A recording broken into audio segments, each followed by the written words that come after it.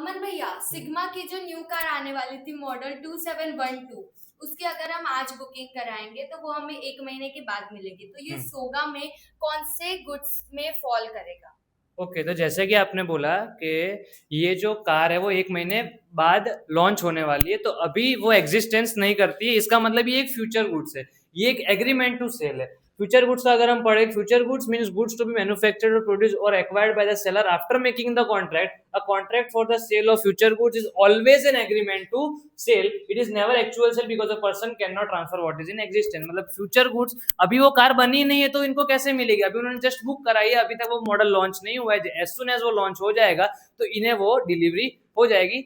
अच्छा, तो अमन भैया, कंटिजेंट गुड्स क्या होता है?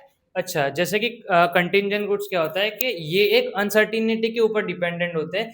जैसे कि फ्यूचर गुड्स हमने पढ़ा कि वो जैसे ही कार का मॉडल लॉन्च हो जाएगा वो इन्हें मिल जाएगा, लेकिन जब हम कंटिजेंट गुड्स की बात करते हैं तो वो भी एक टाइप के फ्यूचर गुड्स ही है, लेकिन वो एक अनसर्टिनिटी के ऊपर डिपेंडेंट है। जैसे कि एक शिप है, वो एक वीट लेके आ रही है, ठीक है। अब वो वीट का कोई एग्रीमेंट हुआ है कि वीट सेल करना है, लेकिन से सपोज कि वो शिप आई नहीं, ठीक है। तो ये एक अनसर्टेन कंटिजेंसी, मतलब अनसर्टेन इवेंट है, जो कि मतलब ऐसा भी हो सकता है शिप ना भी आए, शिप आए, ठीक है, कुछ भी हो सकता है। तो contingent goods also operate as an agreement to sell and not a sale so far as the question of passing property to a buyer is concerned. In other words, like the future goods, in case of contingent goods also the property does not pass to the buyer. और ये भी एक agreement to cell ही है, जैसे future goods एक agreement to sell है, ये भी एक एग्रीमेंट टू सेल है, क्योंकि भी एक्चुअल डिलीवरी अभी तक नहीं हुई है। This is sigma institute of excellence. Thank you.